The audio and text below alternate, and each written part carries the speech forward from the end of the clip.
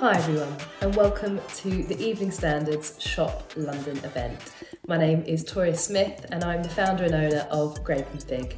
We are a grazing catering company based here in London, and today I'm going to be taking you through our super simple, easy 6-step platter method to create the most gorgeous, Instagrammable cheese and charcuterie platter to impress your family and friends this upcoming summer. Enjoy.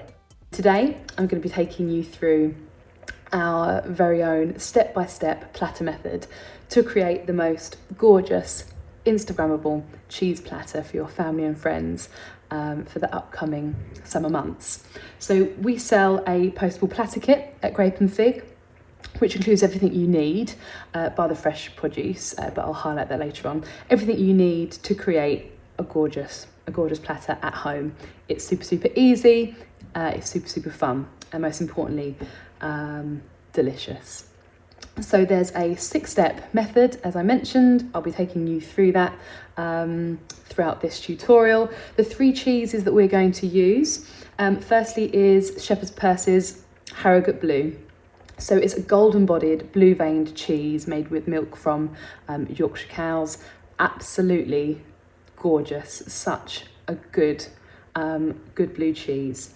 Then we have a raw milk artisan cheese made by the Fen Farm Dairy, Baron Bigot. This is a solid favourite with our customers. We think it's unparalleled when it comes to light brie cheeses. Absolutely gorgeous. And then lastly but not least, we have truffle troves, so the extra mature cheddar with black summer truffle. If you haven't tried this, you absolutely must.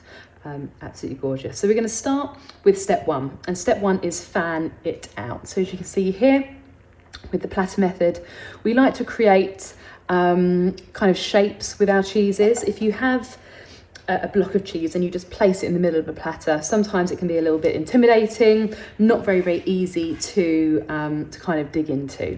So to make the cheese look inviting, a little bit more easy to kind of dig into, and more pleasing on the eye, we like to fan the cheeses out. So all you need to do is take your Baron Bigot and take a knife, here, and all you need to do is start cutting them into approximately 5 or 6 equal wedges, like so. Now this can get this can get very quickly to room temperature, so you have to be a little bit speedy, but that's not a problem at all. And all you need to do with that cheese is fan it out. So take a wedge and another wedge there and create a gorgeous fan shape. Don't worry about it not being absolutely perfect. We can always change elements and rearrange later on. Actually, I'm going to make that a little bit smaller there so it's easier to arrange.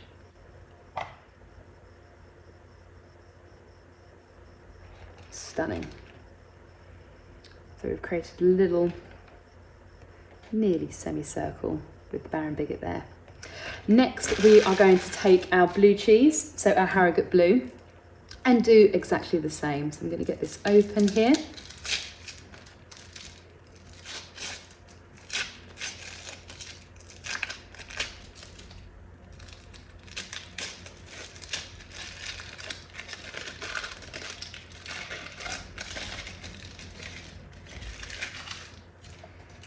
And once again, cut the cheese into equal wedges. Once again, don't worry if it's absolutely not perfect. It's all part of the fun.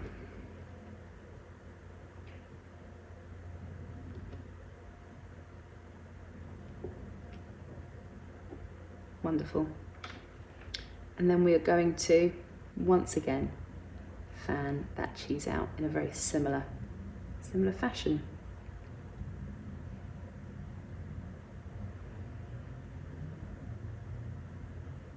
And try and keep that space equal throughout to keep it pleasing to the eye.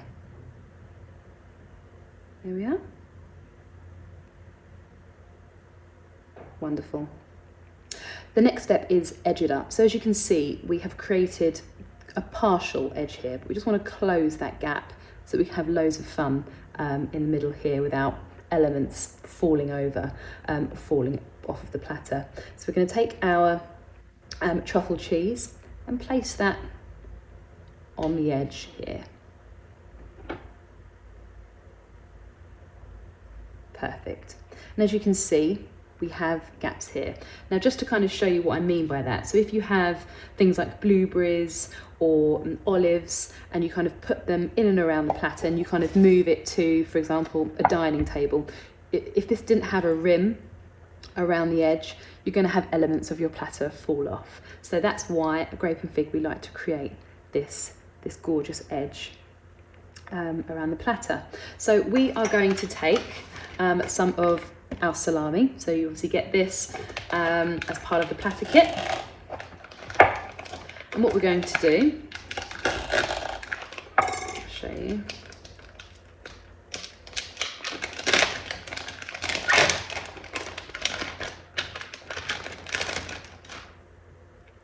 Is take your salami and take each slice and separate it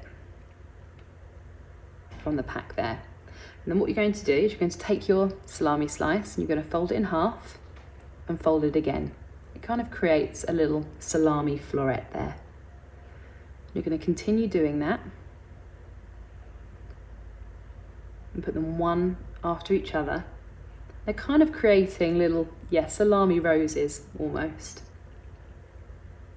And then what you're going to do is you're going to pop that on the edge of your platter there. And you're going to close your gap.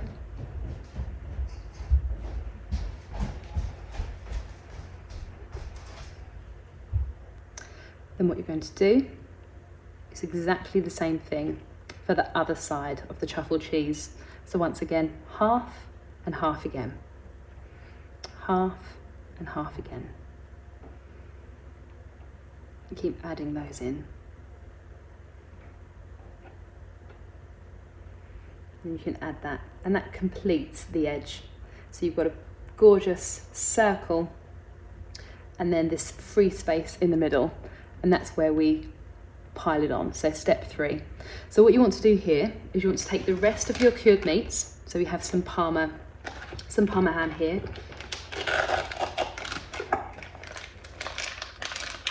Don't worry if it gets a little bit messy. It's all part of the fun. Okay, so you're going to take each slice and lightly fold it into each other to kind of create little piles. And you're going to pop that on your platter. So try and keep one type of produce and one colour in each pile, and that's the key to keeping your creation stylish rather than messy. So instead of popping this here and another one here and another one there, try and keep them in this roughly the same piles, 1 or 2 max. And at least people know when they're digging into the platter what they're digging into. As I said, it keeps it stylish rather than messy. So I'm going to keep adding that cured meat there. As you can see, we're creating structure within the platter.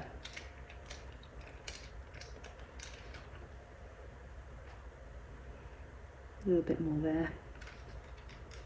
1 slice left.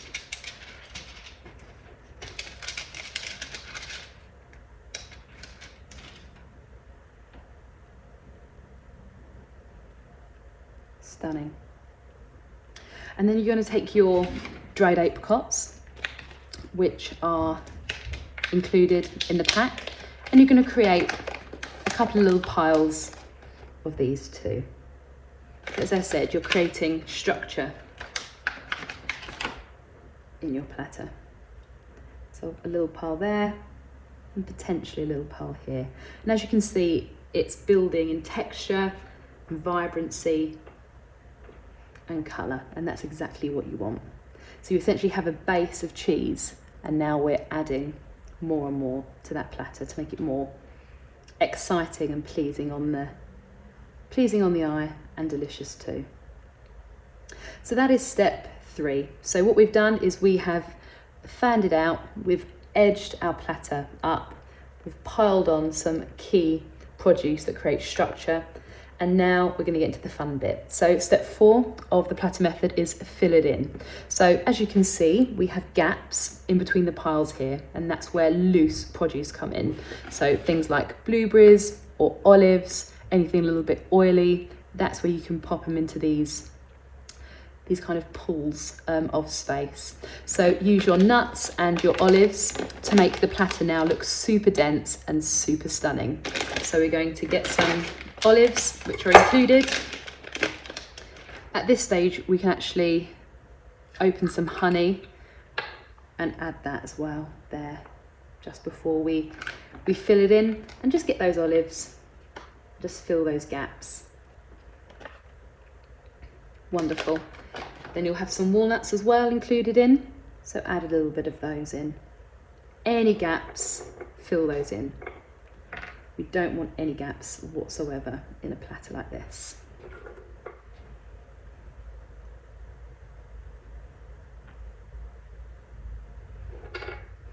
Gorgeous.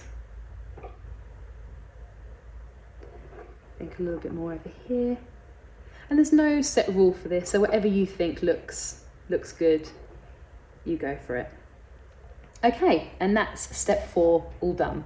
Now step 5 is my favourite, and it is make it pop.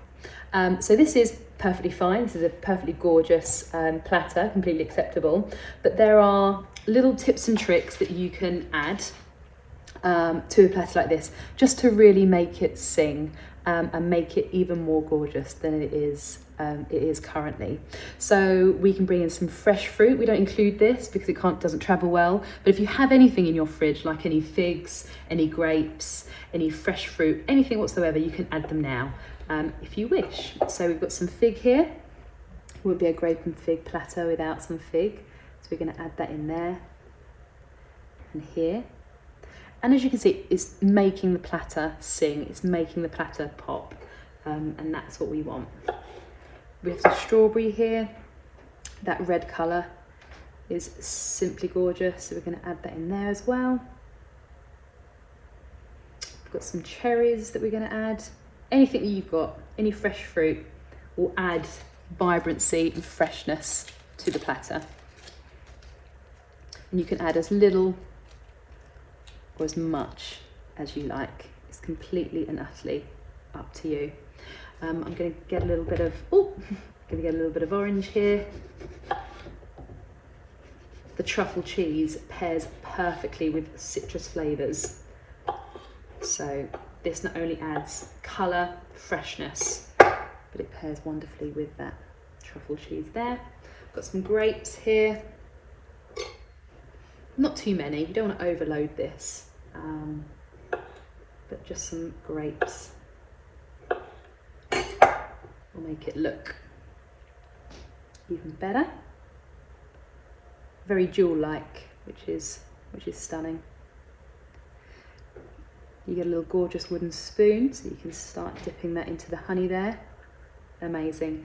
And then you'll have also some fresh foliage in the kit.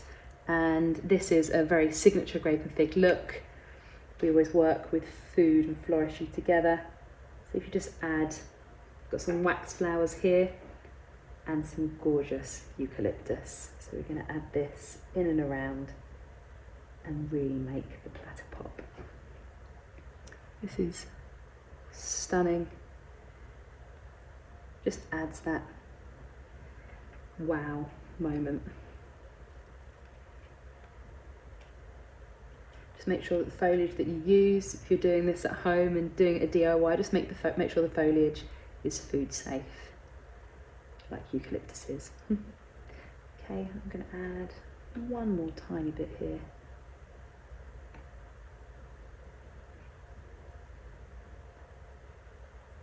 That bit hasn't worked, so it's not a problem, just a bit more here. Stunning. And there we have it. We include chutney and Peter's Yard crackers with all of our kits.